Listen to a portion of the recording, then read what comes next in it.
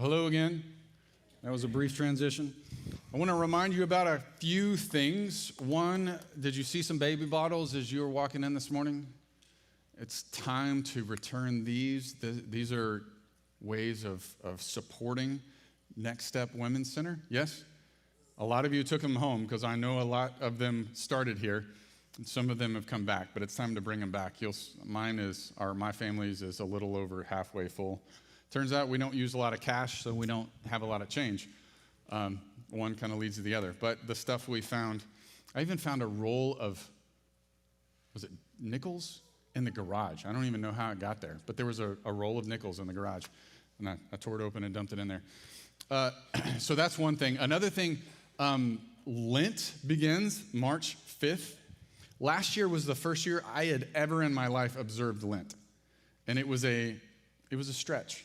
Now, when I say observed Lent, I mean I cleaned out the dryer thing, the catcher, when I was a kid because my parents taught me that. And I've tried to teach my kids, but when they don't, I have to replace the heating element in the dryer, It drives me crazy, and it cuts my hands open. But the traditional season of 40 days leading up to Holy Week, that begins March 5th. And if you don't know how to, if you're like I am and you don't know how to mark the time, Mardi Gras is always the day before Lent starts. It always just happens to work out that way. So that's coming up, and I think we might offer a kind of a guided devotional thing. We're kind of wrestling with how many to print at this point.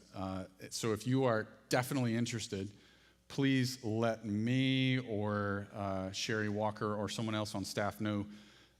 Not that we'd count them all, but we can get an idea of how many we need to print, because we don't want to print way too many and then they go to waste, Make sense? Okay, thank you. Thank you. I'm glad you guys are with me. So last week I ended with the idea in Exodus 4 that following and representing Yahweh involves integrity and power, and those are critically important. In Moses' life, we had that weird story that the only way I can make sense of it, and I'm not going to rehash it because as soon as I start talking about it, I'm going to fumble in my words and say something entirely inappropriate. But there's that weird story that you can go read on your own near the end of Exodus 4 that seems to be about Moses actually embodying Yahweh's character and instructions. If he's going to represent and be kind of like the presence of God to Aaron and the presence of God to Pharaoh and the people of Egypt, he actually needs to do what Yahweh says. And there's this weird story where it seems like he hasn't really thought that through yet and followed through with that. And so God kind of forces his hand, and not a pun there. But then there's the issue of power, because he shows up to Egypt and he says, the God of your fathers has sent me to bring you out of slavery. And he does these signs, and the people of Israel believe him. But there's this huge question that comes, will Pharaoh believe him? And that's what we get in today. Because for real, this is critically important to where we are as a church. I don't often like to do this, but I think we're at the point where we really need to make sure that we are walking in power. Okay? It's one of our 4 stated values that we would be spirit empowered. And I don't think it's a thing we can just assume and go on our merry way and run into things that we didn't see coming. So this morning we're going to see what happened with Moses. But think about human standpoint when there's a manager who says, I want you to take care of this in your department. But then, so you have this responsibility, but the manager doesn't give you the authority to make it happen. What does that do? It discourages you, right? At best. Now, if it's just you, if the manager or a leader says, I want you to take care of this, and it's just a solo project, it makes sense. You work on your own. It's just up to you. But when there are other people involved, and the other people don't realize you have the authority to get it done, that's a problem, right? Manager says, let's see this. You got 2 months. Let's get it done. Let's clean up our numbers. Let's have a new proposal. Let's fix the project. Let's turn everything around in 6 months and nobody else is on board because the manager didn't give you that authority, that's what causes people to quit jobs, isn't it? So think about it. If Moses is given the responsibility, bring the Israelites out of Egypt, out of slavery, and the sign is you'll worship Yahweh at that mountain, at Mount Sinai. If God has given him that responsibility, but hasn't given him the authority to make it happen, I wouldn't be surprised if Moses quit. Yeah? With that in mind, big idea today is we cannot settle for God's mission without his power. We cannot, because it's dangerous. But Exodus chapter 5, starting in verse 1, this is right after the people of Israel have had hope breathed back into them because they saw Moses' 3 signs that God had put into his hand. Remember, Moses had this elevated position.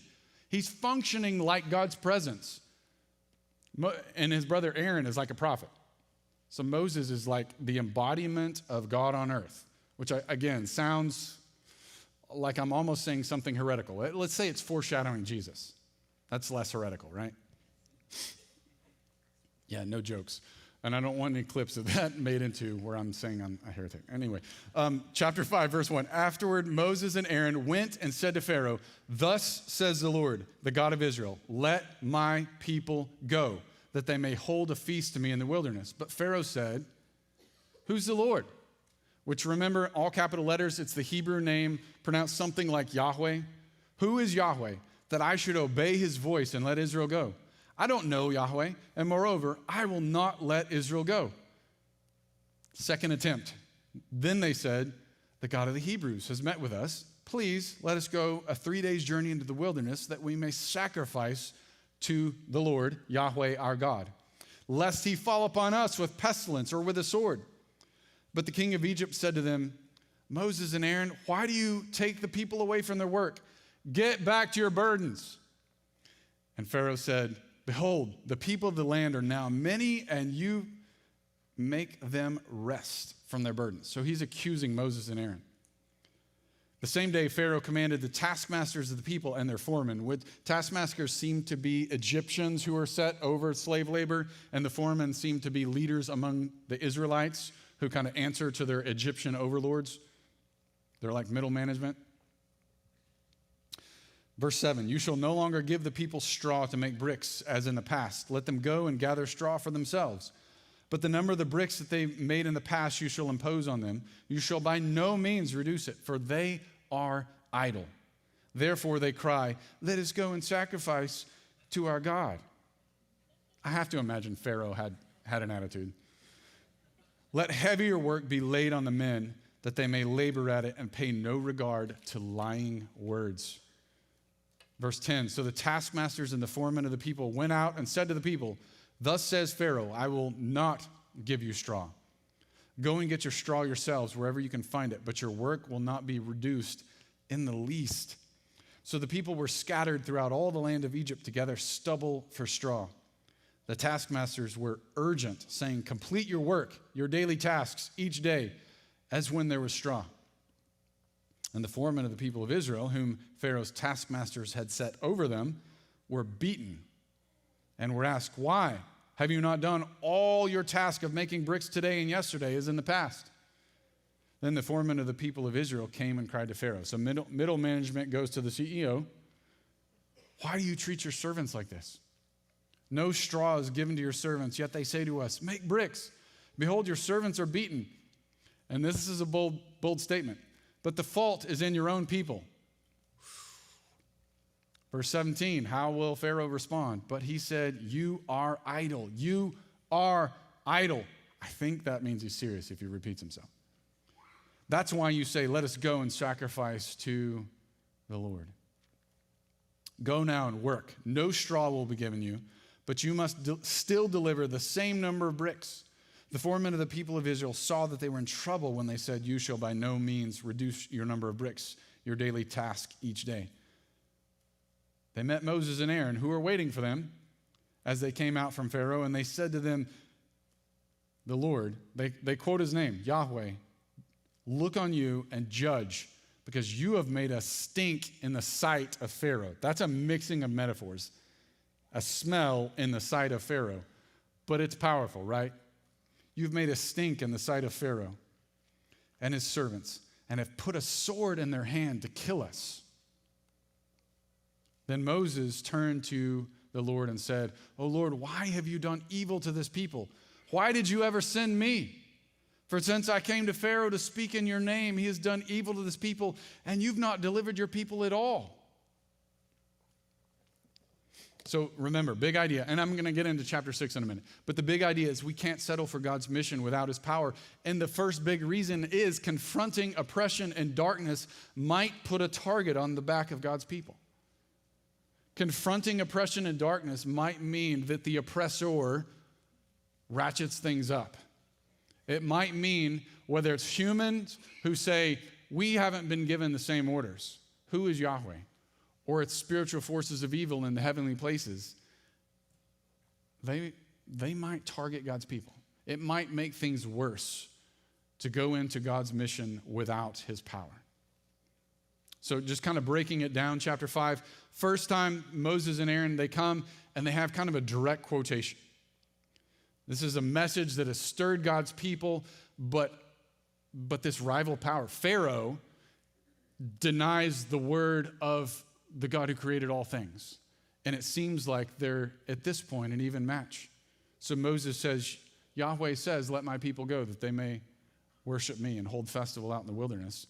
And Pharaoh says, I don't know who that is, and I'm not going to acknowledge him. And I'm not going to do what you say. Now, we would think if someone had that kind of attitude toward God, God would not take kindly to that, right? So it seems like nothing happens at this point.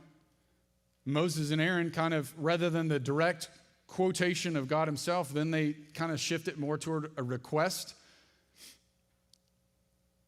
The God of the Hebrews, the word Hebrews in the Old Testament, not our New Testament book named that. This is a thing where a word search is actually helpful.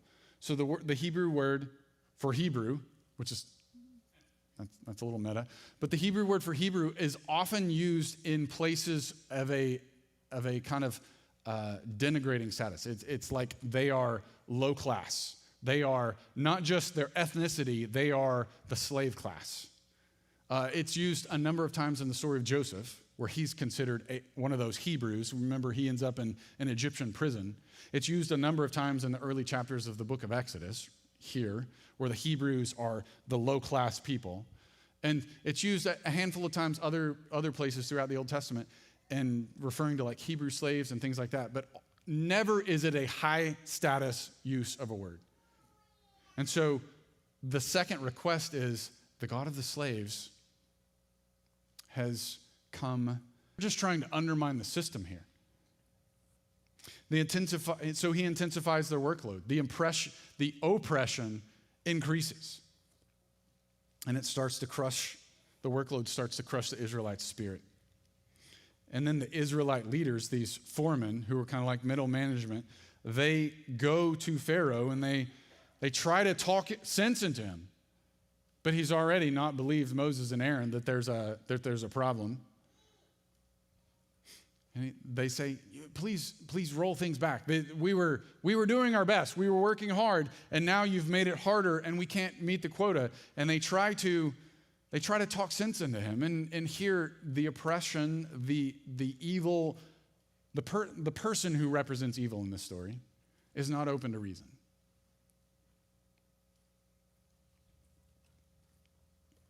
But in that room, in the throne room of Pharaoh, there seems to be, at first, the blame is placed on, hey buddy.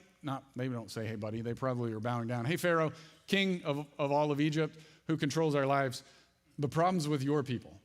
You're the ones who are doing wrong. We're just doing what we're supposed to do, and you guys have messed up the system. Which is wild that they were courageous enough to say that. I mean, admirable. Pharaoh says, get back to work. I don't even want to hear it. And so they say, well, if we can't fix it, if the problem's with the Egyptians, but they won't do anything about it, then they turned their attention to Moses and Aaron. And the blame shifts to Moses and Aaron. God's people who were supposed to be delivered by Moses and Aaron start accusing Moses and Aaron for making their lives worse. Are Moses and Aaron doing what they were supposed to be doing? This is kind of a straightforward yes. They were doing what God had commissioned them to do. And it didn't make things better. Remember from chapter 1, sometimes God's faithfulness makes things worse. That's how this whole slavery thing started in the first place. The people of Israel were experiencing the blessing that God had promised to Abraham, where he would become a great nation. And they became such a great nation and filled the land of Egypt so much that a king in Egypt was threatened and started making them slaves, and then started trying to have all their male children executed at birth. And so God's faithfulness actually made things worse at first. And here Moses and Aaron, trying to be faithful to God, make things worse, and it backfires, and God's people turn against them.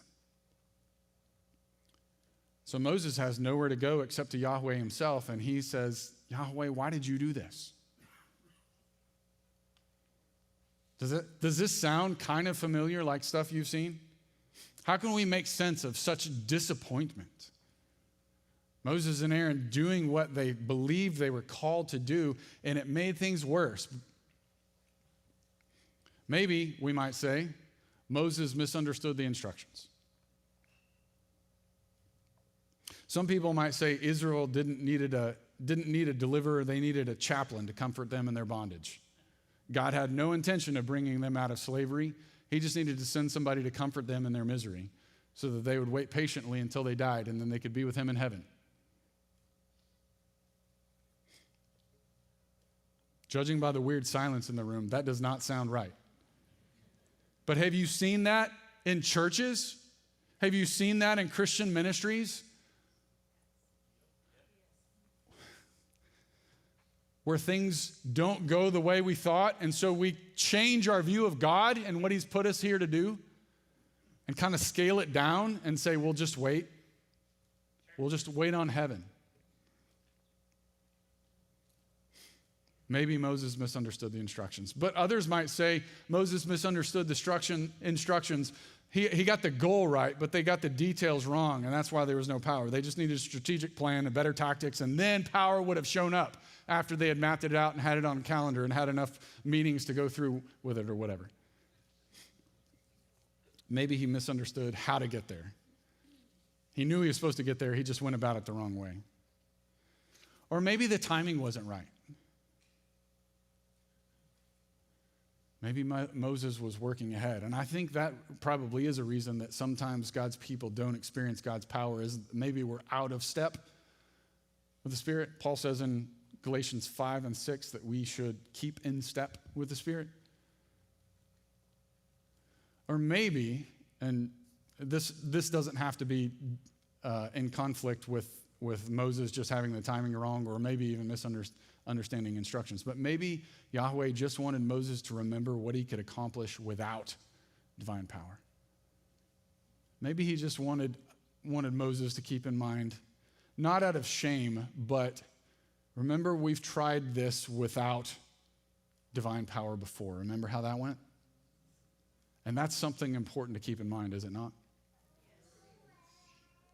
When he was a young, zealous guy, he tried to fix things on his own because he had an origin story.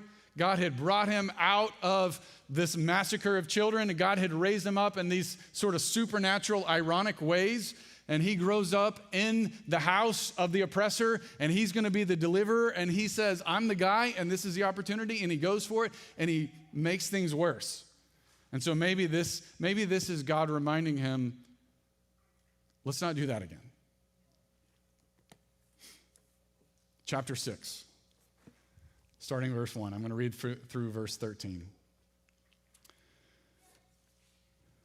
But the Lord said to Moses, now you shall see what I will do to Pharaoh. For with a strong hand he will send them out, and with a strong hand he will drive them out of his land. God spoke to Moses and said to him, I'm going to say Yahweh, and it says the Lord in English. I am Yahweh. It's a callback to the burning bush. I appeared to Abraham, to Isaac, and to Jacob as God Almighty, but by my name, Yahweh, I did not make myself known. I also established my covenant with them to give them the land of Canaan, the land in which they lived as sojourners. Moreover, I've heard the groaning of the people of Israel, whom the Egyptians hold as slaves, and I have remembered my covenant. Say therefore to the people of Israel, I am Yahweh, and I will bring you out from under the burdens of the Egyptians, and I will deliver you from slavery to them, and I will redeem you with an outstretched arm and with great acts of judgment. I will take you to be my people, and I will be your God. And you shall know that I am Yahweh your God, who has brought you out from under the burdens of the Egyptians. I will bring you into the land that I swore to give Abraham, to Isaac, and to Jacob. I will give it to you for a possession. I am Yahweh. What's the theme in there? Did you hear it? Just humor me. What's the theme? Yeah. Moses spoke thus to the people of Israel, but they did not listen to Moses because of their broken spirit and harsh slavery. So what's a leader to do? Verse 10, so Yahweh said to Moses, go in, tell Pharaoh, king of Egypt, to let the people of Israel go out of his land. But Moses said to Yahweh, do you have any better tactics? Behold, the people of Israel haven't listened to me. How then shall Pharaoh listen to me? For I am of uncircumcised lips. That's a very weird phrase, and I'll try to make sense of it here in a minute. But Yahweh spoke to Moses and Aaron and gave them a charge about the people of Israel and about Pharaoh, king of Egypt, to bring the people of Israel out of the land of Egypt. So the final instruction is, get it done. But the words have been, I'm going to do it. Right? So in this, there's really not much new information, is there, from chapter 3 and 4? Yahweh says the same things that he's already said. It's just now he's on the backside of Moses' disappointment. Moses feeling like he can't get it done. Feeling like he's called, but not seeing the evidence that he is. And so I think what's going on here is Moses is starting to take on Yahweh's motives. Yahweh says, remember who I am. I remember who I am. I said I was going to do this. I made this promise. I am bound to their ancestors, and I'm bound to the descendants. I've united myself to these people, and I'm going to do what I said I was going to do. So we need to take on Yahweh's motives as well. We need to remember his character. Moses, remember who Yahweh is. Moses says, why did you do this? And Yahweh says, because I am. And I said I would. We remember his promises. And we pay attention to the timing. I like that chapter 6, the English versions bring it out, and Hebrew, it's there in the Hebrew. Yahweh says to Moses, now you will see. It's time. That phrase where Moses says, I'm of uncircumcised lips. Another mixed metaphor. If that doesn't make sense to you, I am not going to explain it from a microphone. I think the idea going on here is, remember Moses had an issue with circumcision at the end of chapter 4. It seemed to be that he hadn't followed through with his own kid the sign of the covenant that he was trying to represent. He was going to represent the God of Abraham, Isaac, and Jacob, who had given this sign of circumcision for all the males who were going to be part of that covenant, and Moses hadn't done that to his own kid. And so, weird circumstance. Yahweh says, why don't you go ahead and follow through? He doesn't say this, but it's kind of like he's saying, why don't you go ahead and follow through with the basic instructions I've given to my people? Here, that same idea of circumcision as being an identity marker of God's people, being set apart for God's people. Moses is, and it's easy, it would be an easy jump to say, well, he's calling back to when he said he's not eloquent. It would be easy to call back and say, well, he's already said he has a speech impediment or whatever was going on when he was making his excuses in chapters 3 and 4. But I think it's more the idea of him saying, if you've chosen me, it doesn't show in the real world.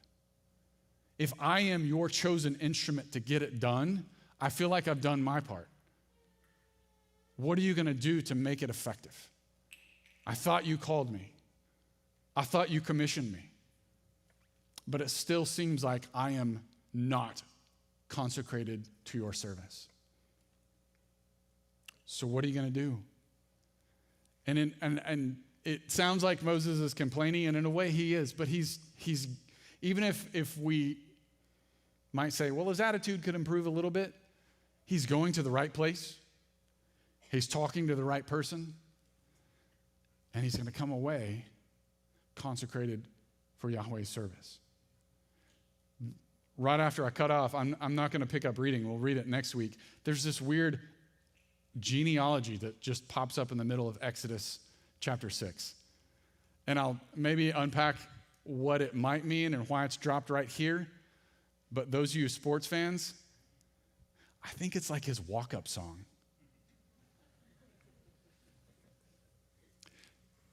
He goes from being a man on his own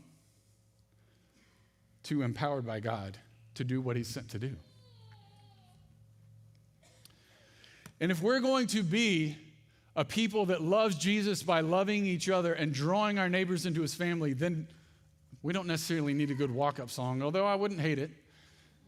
We need divine power. And it needs to be more than just a letter in our stated values. Like if we painted it on the wall, it wouldn't make it so, would it? Divine power is what will make Moses' obedience effective, and it's what will make our obedience effective for being a part of a bigger story. Because remember, this is, even though Moses is complaining, he's like, this is completely embarrassing. I'm humiliated. I feel like I missed my call. I feel like you're not using me. And God is saying, it's so much bigger than you. And getting it right is really important to God. Because he has decided he's going to save these people, because that's who he is. And he's decided he's going to use Moses. And he's not going to go back on that. So he's willing, and he's willing with Moses to work through some of his whininess and to make sure that Moses knows Yahweh, that Yahweh's motives become Moses' motives. And that's really hard to say. But Moses is going to walk in divine power soon. We need to. We need to walk in divine power. And again, just saying that or putting it on the wall or whatever doesn't make it so. So what do we do? I mean, that's something I've been wrestling with for some months now, maybe a few years. How do we go from being a people who know we're called to a people who walk in the power of Jesus Christ, who are empowered by the Spirit? I know it starts with coming back to Yahweh and saying, this is what we thought.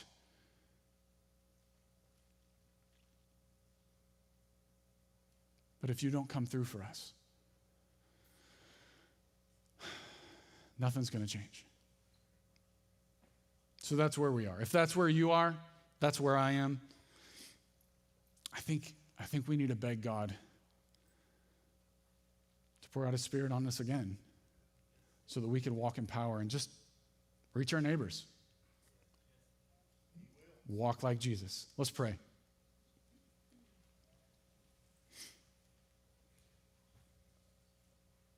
Sovereign Lord, you made the heavens and the earth and the sea and everything in them. And you spoke through the Spirit by the mouth of your servant David. Why do the nations rage and the peoples plot in vain? The kings of the earth rise up and the rulers band together against the Lord and against his anointed. And as we remember, Herod and Pontius Pilate fulfilled that. Met together with Gentiles and with the people of Israel in Jerusalem while Jesus was celebrating the Passover, his opponents were fulfilling Scripture. And they conspired against your holy servant Jesus, whom you anointed. They did what your power and will had decided beforehand should happen. And now, Lord, consider what we're up against. Consider that many of us have not had modeled for us how to walk in integrity and power. But we know we need to. Consider that many of us have been taught that the power was for long ago and we just need to keep our heads down and wait for heaven.